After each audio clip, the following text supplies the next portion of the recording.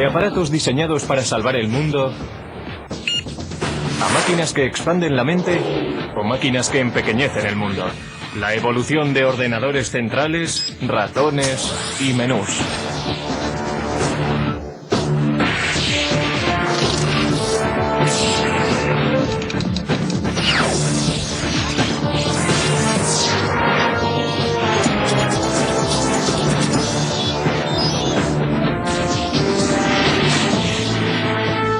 El ordenador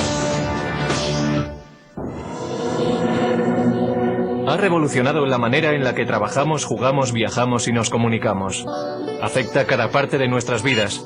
Ya ha conseguido ayudar a ganar guerras, resolver problemas aparentemente irresolubles y nos ha lanzado al espacio. La era de los ordenadores no ha hecho más que empezar. Estamos todavía en la edad de piedra. A medida que vayamos avanzando en el siglo, no habrá una distinción clara entre la inteligencia humana y la inteligencia de la máquina. La mayor parte de la gente hoy en día sabe qué es un ordenador personal, e incluso algo sobre su manejo. En esencia existen dispositivos de entrada, como un ratón o un teclado, el cerebro de la máquina, es decir, la CPU o unidad central de procesamiento, y dispositivos de salida como el monitor o la impresora. Por dentro, el ordenador realiza su magia haciendo millones de pequeños cálculos por segundo. Básicamente sus circuitos electrónicos solo tienen dos opciones. Pueden ser conectados y desconectados. En código binario, un 1 representa encendido. Un 0 representa apagado. Por lo tanto, un 1 en binario también significa verdadero y 0 significa falso. Mediante estos valores obtenemos la lógica binaria, lo que permite al ordenador computar. El ordenador solamente conoce el código binario de unos y ceros, y lo utiliza para hacer cálculos y transformar personas normales en autores, animadores y navegantes de la red. El ordenador crea su magia mediante la velocidad a la que puede calcular. Un PC medio realiza 100 millones de cálculos por segundo. Pero eso no es nada comparado con algunas de las máquinas industriales actuales. Estos son los laboratorios nacionales de Lawrence Livermore, hogar del ordenador más rápido del mundo. El Departamento de la Iniciativa Informática Estratégica Acelerada de la Energía, ASCII White. Para la creación de estas máquinas ASCII, tomamos la típica estación IBM que podrías comprar en cualquier sitio. Pusimos 8000 de estas juntas para crear un ordenador mucho más veloz que cualquier otro en el mercado. La máquina ASCII White hace 12 trillones de operaciones matemáticas por segundo. Y para echar eso abajo, la población de la Tierra supera por poco los 6.000 millones. Así que cada hombre, mujer y niño en la faz de la Tierra tendría que sumar 2.000 números en un segundo para estar al nivel de esta máquina.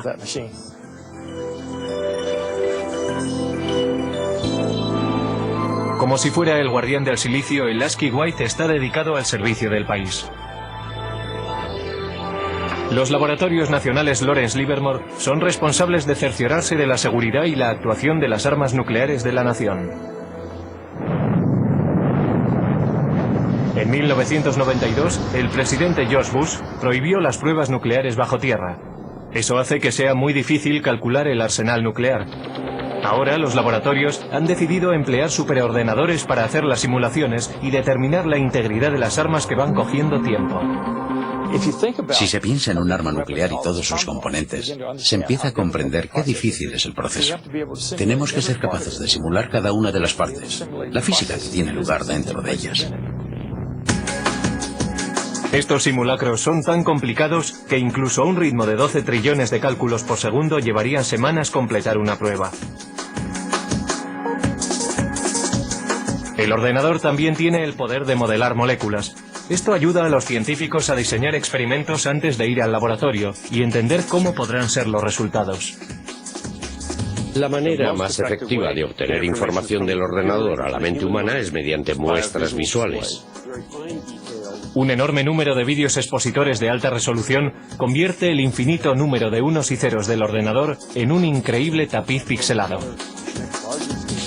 Necesitamos ver el contexto, ser capaces de entender cómo encaja todo y después utilizamos esta simulación en una escala muy fina, en un bloque, un elemento para nuestras simulaciones más grandes que cubren un mayor volumen de espacio o un sistema mucho más grande. Sin estas paredes no seríamos capaces de entender este simulacro. Paradójicamente, mientras la tecnología va haciéndose más pequeña, los superordenadores como el White siguen ocupando todavía un gran espacio y una atención especial.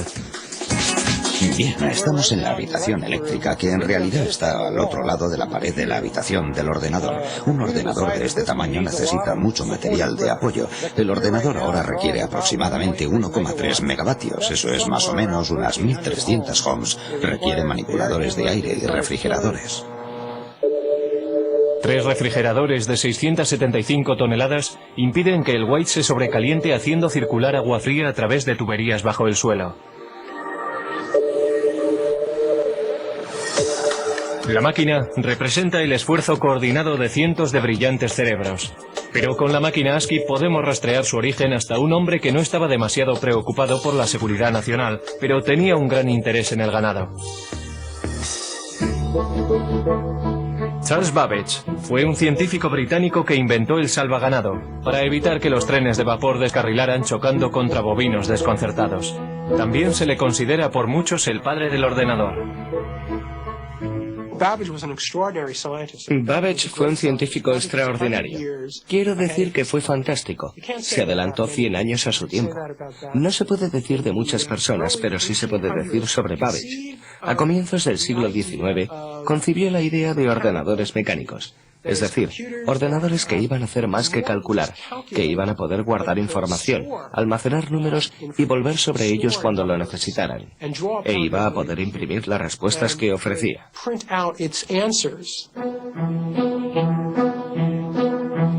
Como científico, Babbage confiaba plenamente en la precisión de tablas matemáticas, logaritmos y tablas de gravedad.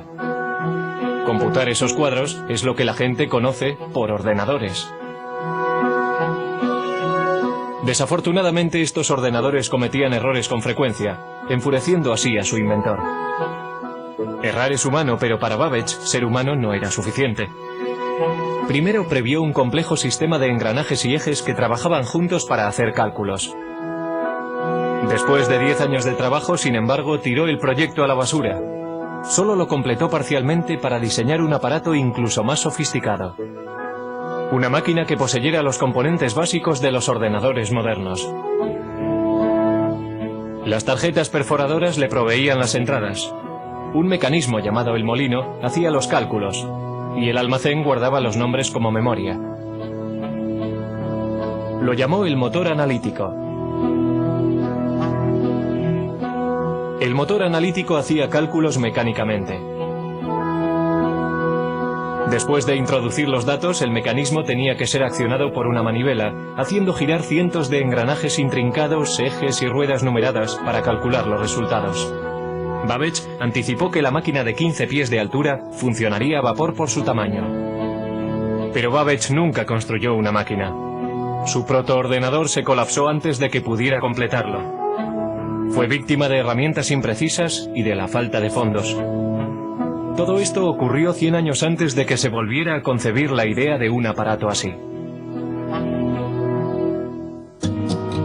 Alentado por una eclosión de población en América, el siguiente paso en la evolución del ordenador vino al final del siglo XIX, cuando oleadas masivas de inmigrantes amenazaban con sobrecargar el censo americano de 1890.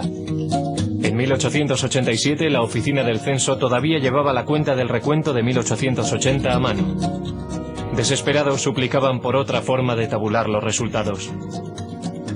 Entonces fue cuando un anterior inspector del MIT llamado Hermann Hollerith introdujo una serie de máquinas que harían que el recuento del censo fuera tan fácil como contar 1, 2 y 3.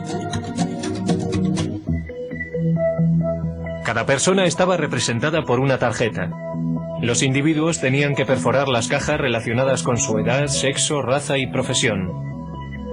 Los trabajadores del censo entonces introducían las tarjetas perforadas en las máquinas. La tabulación se hacía con electricidad. Al utilizar clavijas eléctricas, los resultados se registraban en una serie de diales, como si fueran relojes. Otras máquinas separaban las tarjetas. Las máquinas de Hollerith aceleraban de forma vertiginales, como si fueran relojes. Otras máquinas separaban las tarjetas. Las máquinas de Hollerith aceleraban de forma vertiginosa el procesamiento de la información. En solo 6 semanas se había hecho el recuento del censo de 1890 de 62.622.250 habitantes. Entonces Hollerith continuó comercializando ese invento. Se dio cuenta de que el censo era un gran cliente, pero seamos realistas, si solo recibes un pedido una vez cada 10 años. Entonces salió y consiguió hacer negocio entre los ferrocarriles, por ejemplo, y formó una compañía que finalmente se convirtió en la base para la IBM. La invención de Hollerith fue un hito en el camino de lo mecánico a lo digital. Pero todavía faltarían 50 años y el poder destructivo de una guerra mundial para que arrancara el primer ordenador verdadero. Antes de los años 30, los aparatos mecánicos computacionales se utilizaban para seguirle la pista a la población, pasajeros de tren y archivos de seguros de vida. Pero los primeros ordenadores digitales electrónicos se construyeron con un objetivo mucho más persuasivo en la mente: ayudar a ganar una guerra mundial. Una de las máquinas más tempranas se propuso por los británicos para romper el código alemán, conocido por Enigma. Con ello empezaron a creer que se podía ganar la guerra.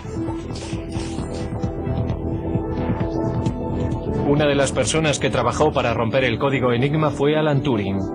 Su trabajo antes de la guerra ayudó a establecer la base teórica para los ordenadores que se construyeron en los 40. En el norte de Londres, en unas instalaciones secretas en Bletchley Park, los británicos construyeron Colossus, un tipo de ordenador diseñado para romper el código Enigma. Colossus comparaba secuencias de letras a un ritmo de 25.000 caracteres por segundo.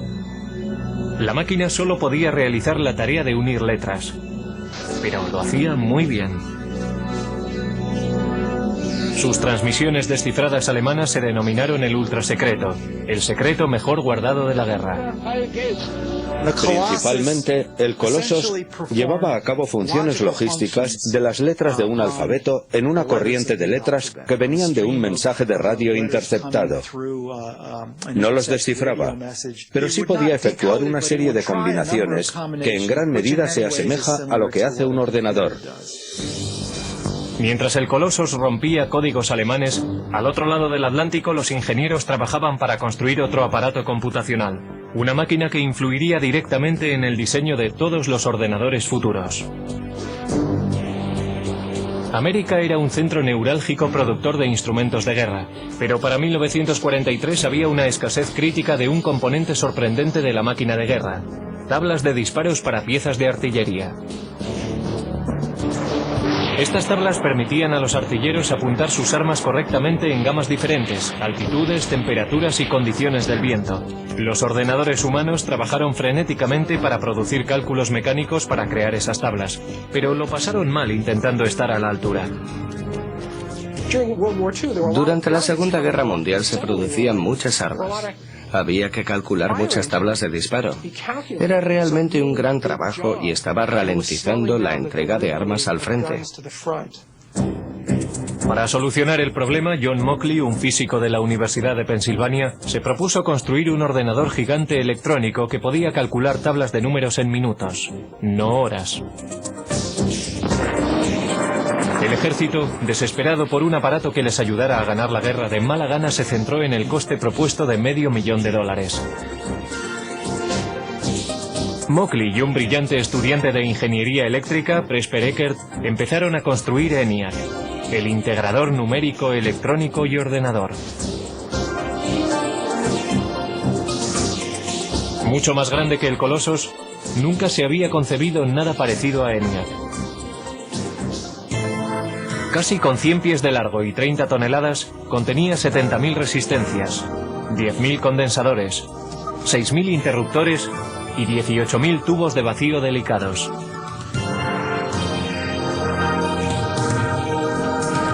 Los tubos funcionaban como bombillas. En una máquina cabían 18.000 tubos, por lo menos uno tenía que cambiarse cada pocos minutos. Después de 2 años de trabajo intenso, el equipo completó el ENIAC. 3 meses después, los japoneses se rindieron. Aunque no pudo acabarse a tiempo de ayudar a acabar la guerra, ENIAC fue una máquina maravillosa. Podía realizar 5.000 sumas, 357 multiplicaciones y 38 divisiones cada segundo. Lo interesante sobre ENIAC es que tenía una capacidad de propósito general. Podía reconfigurarse para solucionar otros problemas.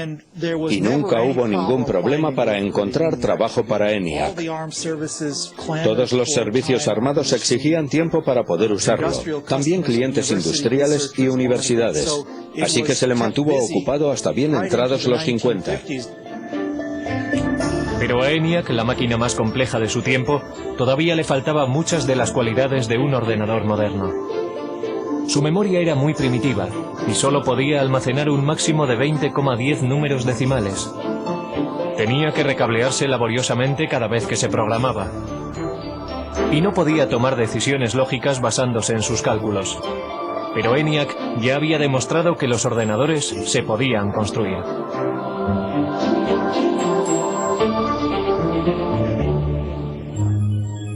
Justo antes del final de la Segunda Guerra Mundial, John von Neumann, un consejero de Ecker y Mockley en el proyecto ENIAC, escribió un ensayo que iba a influir de forma definitiva en el siguiente paso del diseño de ordenadores. Von Neumann poseía una memoria fotográfica y era uno de los científicos principales enrolados en el proyecto Manhattan.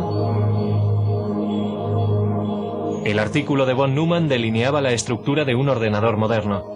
El diseño comprendía una unidad de procesamiento y una unidad de control, memoria, entrada y salida. Pero lo más importante en la evolución de los ordenadores tendría su capacidad de programación internamente en su memoria.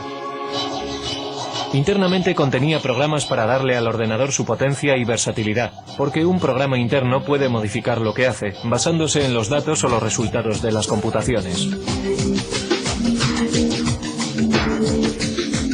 El trabajo de von Neumann proponía una máquina que realmente poseyera una capacidad general de propósito. En su trabajo describió los atributos del ordenador, cómo tenía que organizarse de forma lógica. Esto es, necesitaba tener un procesador central donde los cálculos se pudieran llevar a cabo. Necesitaba una memoria donde los datos de programación pudieran ser almacenados. Y necesitaba tener una unidad de salida y una unidad de entrada de algún tipo. Trazó el plan lógico, el mapa para un ordenador, y señaló la dirección que había que tomar para el futuro. La idea para almacenar programas internamente era la última llave para desarrollar el verdadero ordenador con un propósito general. Pero si fue o no la idea de von Neumann es algo que se ha debatido con vehemencia recientemente. Ecker y Mockley, que habían trabajado con von Neumann, dijeron que habían formulado programas internos como parte rutinaria de su trabajo al construir ENIAC. Sin embargo, Ecker y Mockley no fueron incluidos como autores en el artículo y se sintieron traicionados. Pero al darse cuenta de que el ordenador encontraría un lugar en el mundo de los negocios, Ecker y Mockley formaron su propia compañía. Empezaron a trabajar en una máquina que llamaron UNIVAC, Ordenador Universal Automático. A diferencia de sus predecesores, UNIVAC era una máquina amable, diseñada para solucionar problemas científicos o militares. Podía diseñarse para satisfacer varios propósitos. El UNIVAC también constituía el primer ordenador en poder fabricarse en masa y venderse comercialmente. La máquina podía ser programada para toda una serie de tareas de procesamiento de datos como nóminas, inventarios y facturación. Unidades de cinta compactas y magnéticas almacenaban datos, y los resultados se imprimían automáticamente. Todavía muy poca gente entendía qué grado de utilidad tendría un ordenador. Esa percepción cambió drásticamente en la noche electoral de 1952, cuando la CBS utilizó el UNIVAC para predecir el resultado de la carrera presidencial entre Eisenhower y Adelaide Stevenson. Los sondeos decían que la carrera presidencial estaba muy justa. El UNIVAC calculaba de otra forma. Los ingenieros introdujeron los resultados de los precintos seleccionados del este, antes de que cerraran los colegios electorales en el oeste. Los expertos pensaron que había sido una carrera muy apretada, pero el UNIVAC predijo una victoria electoral arrolladora para Eisenhower. En Incluso la CBS no creyó lo que decía el ordenador y dudó en dar a conocer sus resultados. Pero al final el Univac tenía razón. El poder y la utilidad del ordenador habían sido probados. Después del éxito del Univac, varias empresas empezaron a ver un futuro en el desarrollo de los ordenadores. IBM empezó a darse cuenta de que los ordenadores serían cada vez más pequeños, más baratos y más fáciles de manejar, y que habría un lugar en los negocios para estas máquinas que, desde luego, a la larga, sustituirían a la tecnología de las tarjetas perforadoras. Para comienzos de la década de los 60, IBM dominaba el gran mercado de los ordenadores. Los negocios empezaban a depender de los ordenadores. Las máquinas se iban haciendo cada vez más pequeñas, gracias al cambio de tecnología de tubo a los transistores, a la tecnología de los transistores. Y la carrera hacia la luna iba a hacer que los ordenadores fueran aún más pequeños. En 1961, Norteamérica iba a la zaga de Rusia en la carrera por el espacio. En el incesante intento de ganar a los rusos, el objetivo de la NASA era que el hombre llegara a la Luna. No iba a resultar fácil. Cuando comencé a trabajar en la NASA en 1962, el primer día me dieron una regla de cálculo de 20 inch. Nuestros cálculos se hacían principalmente en calculadora de bolsillo.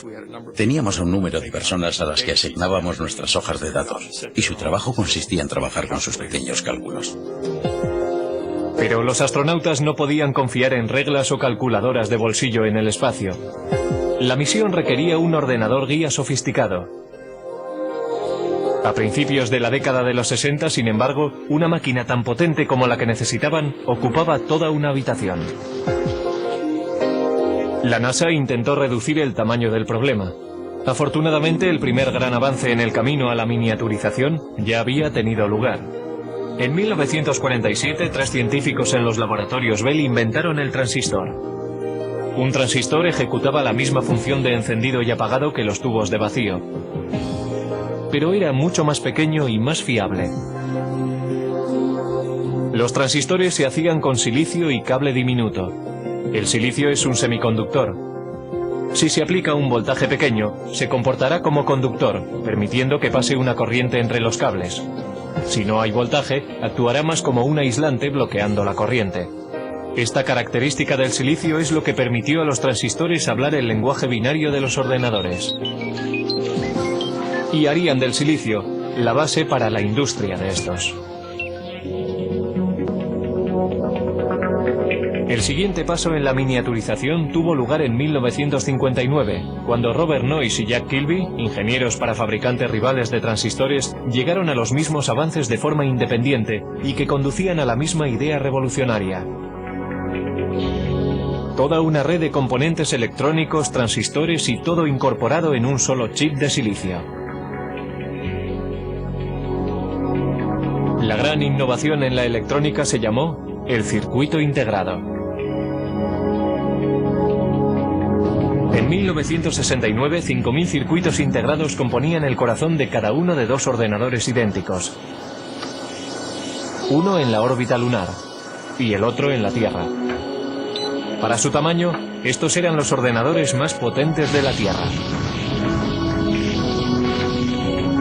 Mientras Neil Armstrong daba un pequeño paseo en el polvo lunar, Ted Hoff, un ingeniero con la compañía de chips Intel, estaba dando un gran paso en el proceso hacia la miniaturización. Estaba desarrollando una idea que pondría todo el ordenador en un chip de silicio, el microprocesador.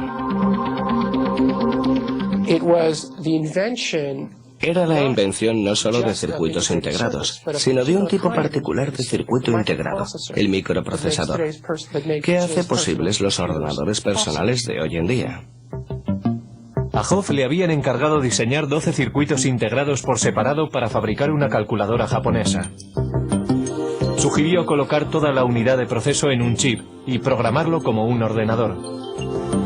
Intel desarrolló la idea y para 1970 tenían un modelo de microprocesador. Los ordenadores estaban en el camino para hacerse más pequeños. Sin embargo, todavía estaban muy lejos de ser fáciles de manejar.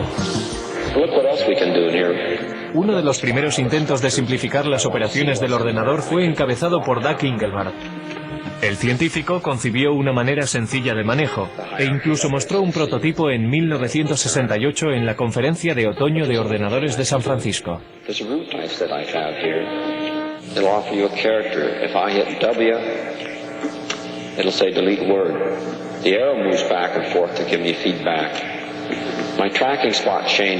Soldando un teclado y un aparato para señalar que llamó ratón, Engelbart trabajaba con un ordenador a 30 millas de distancia, unido por microondas, y demostró que se podía procesar palabras en un hipertexto. Muchos en aquella audiencia se fueron a casa realmente inspirados. Pero solo un grupo iba a completar la visión de Engelbart. Ese grupo estaba a muy poca distancia, en Xerox PARC. Xerox creyó que el futuro podía estar en los ordenadores y comenzó a construir una máquina de fácil manejo. En 1973, Xerox introdujo el Alto, que incorporaba muchas de las innovaciones en ordenadores personales que hoy en día damos por supuestas. El Alto tenía un ratón, una interfaz gráfica, estaba construido de forma interconectada e imprimía en una impresora láser. Debería haber revolucionado la industria, pero a $18.000 cada máquina, el Alto no estaba diseñado para particulares. Los ordenadores todavía eran máquinas élite, propiedad del gobierno o de grandes empresas y universidades. En el pasado, los grandes ordenadores centrales procesaban nóminas, guardaban el rastro de archivos, seguían la pista y hacían cálculos científicos. Si una facultad tenía la suficiente suerte como para acceder a un ordenador, los estudiantes y los profesores compartían tiempo en ellos. Pero el mercado del chip estaba creciendo, la velocidad de procesamiento crecía y los precios bajaban. La revolución estaba al alcance de la mano. Y la carga no sería liderada por una gran empresa, sino por un grupo de aficionados e ingenieros librepensadores. Dos de aquellos revolucionarios fueron Steve Jobs y Steven Wozniak. A mediados de los 70, empezaron a fabricar un ordenador pequeño en un garaje de Palo Alto. Lo llamaron el Apple I. Steve Jobs era un estudiante de universidad que había abandonado los estudios, pero era diferente. Era muy inteligente, muy avispado. También era extremadamente ambicioso. Pero quizás más importante que eso, conocía a otro Steve Wozniak, que era un brillante ingeniero de hardware.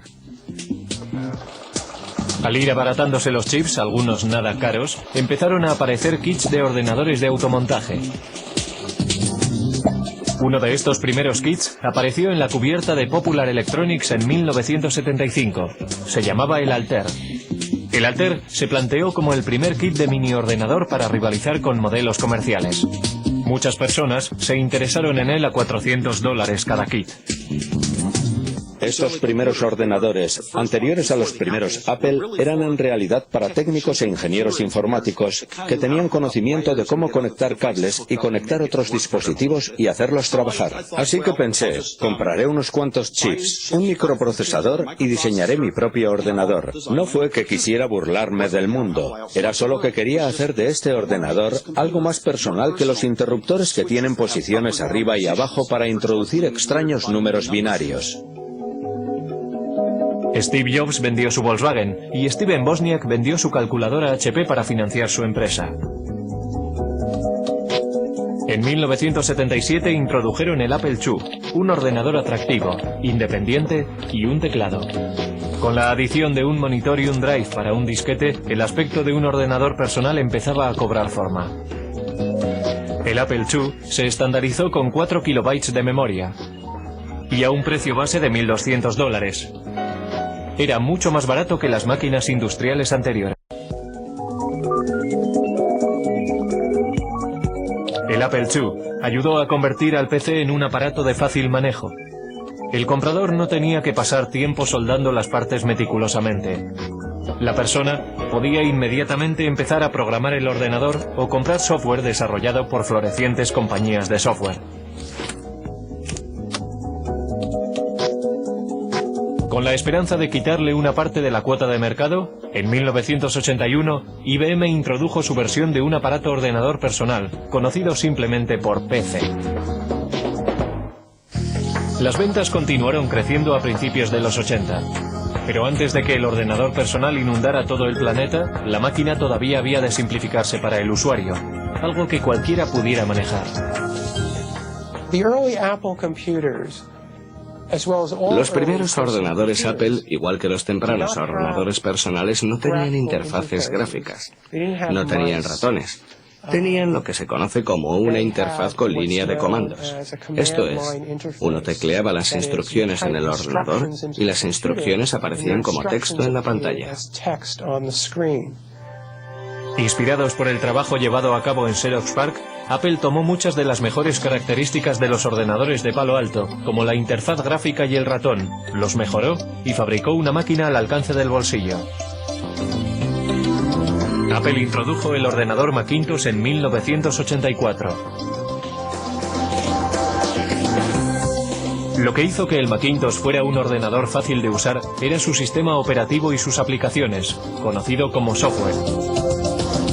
El software es la lista de instrucciones que le dicen al ordenador lo que tiene que hacer, si tiene que comportarse como un tratamiento de textos o como una hoja de cálculo.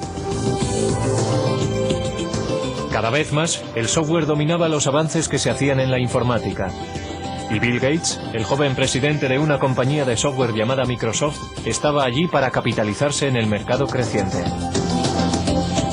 Finalmente se convertiría en un gran nombre conocido, apostando por su visión en un vasto imperio de software y convirtiéndose en el hombre más rico del mundo. De vuelta a 1981, IBM decidió utilizar el sistema operativo de Microsoft, conocido como PC-2. Mientras iban surgiendo los primeros clones de IBM en el mercado, Microsoft era libre para vender el sistema MS-2 para también rivalizar con las compañías de ordenadores. IBM no intentó aferrarse al software y al hardware y tenerlos en dos compañías diferentes. Era genial para Microsoft. Todo el mundo podía venir y construir un ordenador Intel y Microsoft tenía el sistema operativo.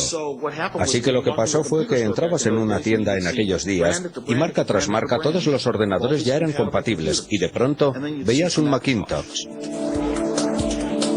La imitación es la forma más sincera del halago, pero Apple no se sintió halagada cuando Microsoft introdujo su plataforma Windows para PC. Windows imitaba, algunos dicen que robó, la interfaz gráfica, descargó menús y todo lo que Apple había popularizado.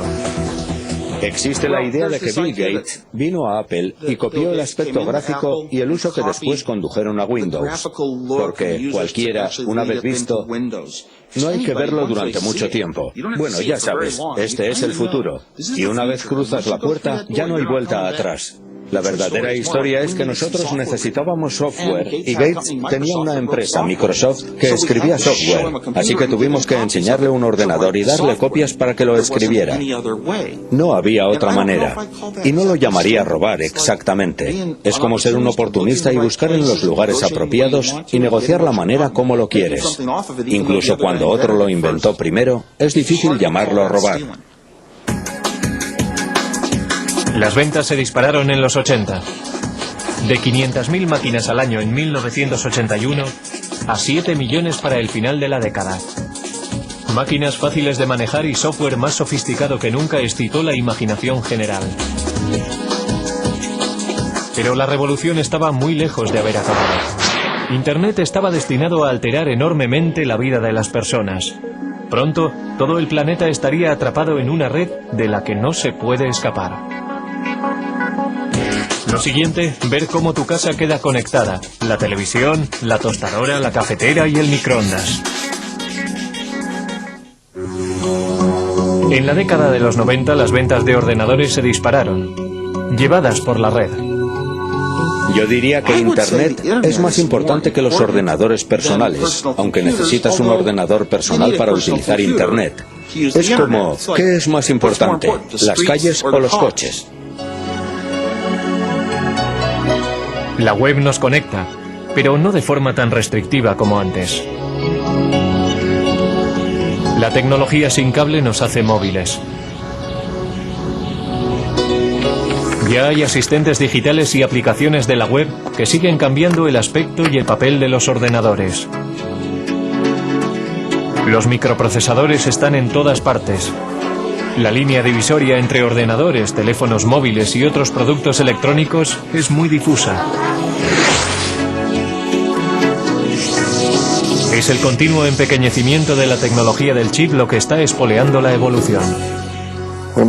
Lo que tengo aquí es una unidad de fabricación de tecnología de silicio. Y este ejemplo concreto es una lámina de microprocesador de Pentium 3. Eso es más o menos de 8 inches de diámetro. Y tiene capacidad para 200 microprocesadores Pentium 3.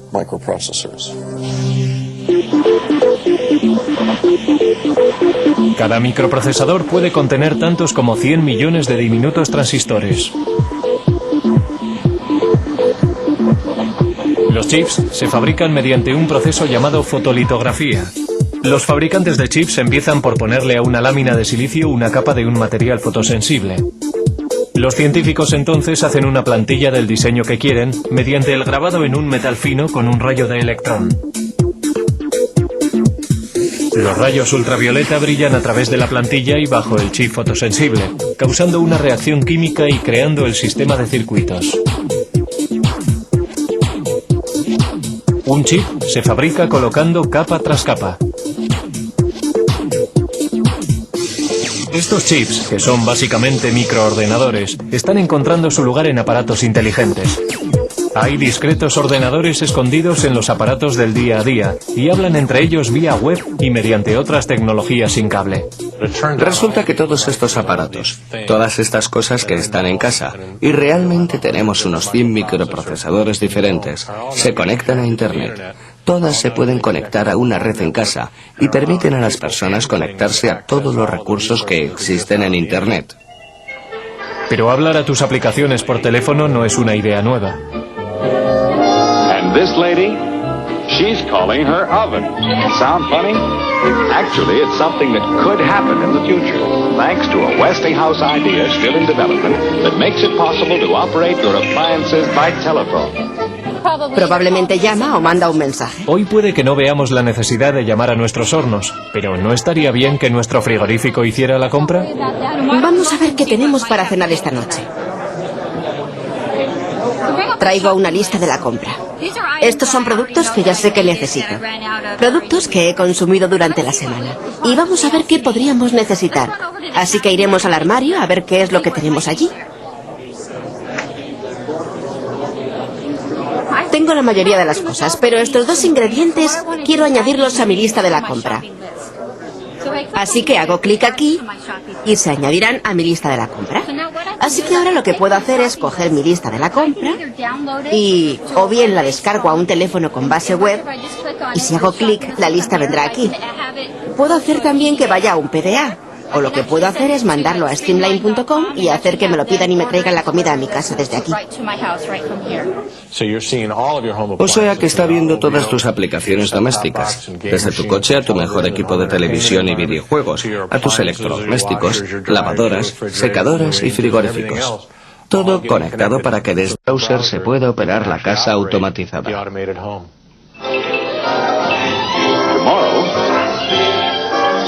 Westinghouse telephone control may allow you to feed your pet, open or close your windows, operate any of the appliances in your home, even if you're miles and miles and miles away. Si estoy fuera de casa y viene alguien y toca la puerta cuando está conectada, alertará a mi teléfono. Entonces estoy fuera y desde mi teléfono puedo hacer varias cosas. Puedo llamar a mi casa, hablar con la persona, puedo descargar la imagen de quién es, puedo ver si es uno de mis hijos que se ha olvidado la llave, puedo ir más allá con mi teléfono porque puedo controlar la puerta y dejarles pasar. A continuación, ordenadores del futuro que disparan la mente. Dentro de 10 años los ordenadores no serán objetos que trasladamos de un sitio a otro. Estarán en nuestras gafas lanzando imágenes directamente a nuestra retina. Siguiendo una tendencia antigua en el mundo de los ordenadores, las cosas se están haciendo más pequeñas. Mucho más pequeñas. Hewlett Packard está trabajando en un ordenador molecular. El Dr. Stan Williams planea utilizar moléculas en lugar de unos y ceros eléctricos para hacer funcionar un ordenador. Por supuesto que un interruptor es algo que puedes encender y apagar, así que si piensas en una pared de interruptores, la gente habla del mecanismo de apretar un botón que se llama flip-flop de conmutación. La manera en que las moléculas se modifican es simplemente mediante el cambio de forma. Cuando tienen una forma están encendidas, cuando tienen otra forma están apagadas. Una corriente eléctrica podría apretar el interruptor mecánico, convirtiéndolo en el mecanismo fundamental de la informática digital. Pero, ¿cómo se conecta todo?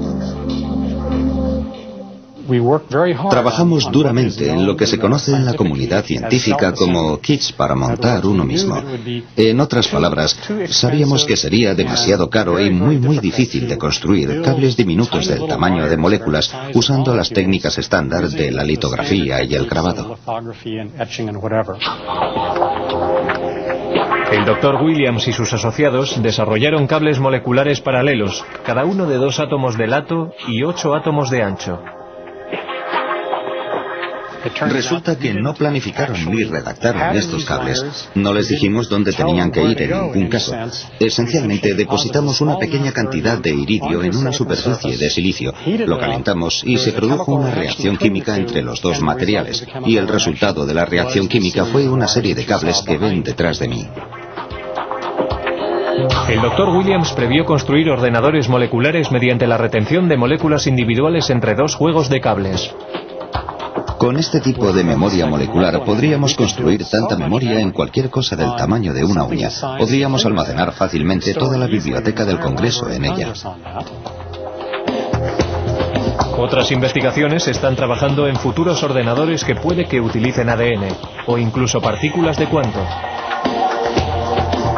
Con el almacenamiento masivo y el poder verdadero de la informática, la siguiente generación puede que sean ordenadores modelados según el cerebro humano.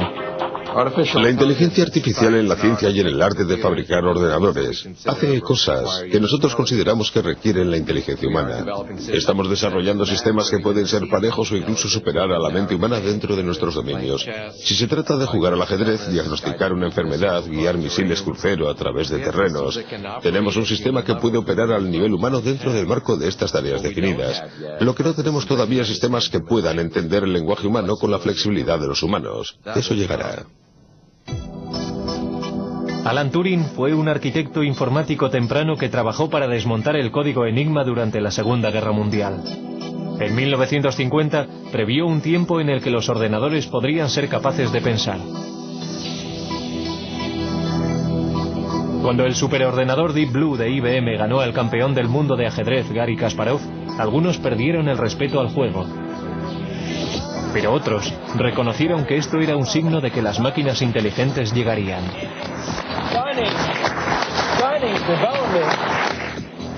La electrónica molecular podría incluso borrar la línea entre el hombre y la máquina. Tendremos ordenadores muy pequeños y muy potentes que podrán viajar a través de nuestro sistema venoso. Tendrán el tamaño de las células de la sangre y se comunicarán sin cable con nuestras neuronas. Así que seremos capaces de agrandar nuestra capacidad de pensar, velocidad de pensamiento, aumentar la memoria humana, incrementar nuestras habilidades cognitivas y modelos de reconocimiento mediante la combinatoria de nuestra inteligencia biológica con estas nuevas formas de inteligencia no biológica. Los ordenadores capaces de pensamiento cognitivo alegran a unos y atemorizan a otros. Lo veo como algo derivado de la inteligencia humana. En muchos casos serán copias de la inteligencia humana y encarnarán nuestros valores. Quizá por eso estamos preocupados, porque sabemos que la naturaleza humana en sí misma es dual. Tenemos una parte muy creativa y también una muy destructiva, y la tecnología está multiplicando eso. La tecnología es un arma de doble filo, capaz de producir tanta destrucción masiva como abundancia sin precedentes. Pero mirando al pasado, puede que la sociedad sepa cómo dirigir el ordenador del futuro.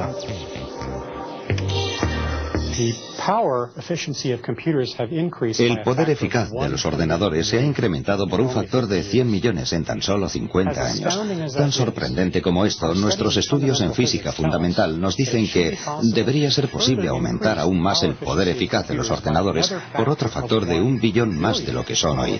Lo que eso me dice es que la edad del ordenador no ha comenzado aún.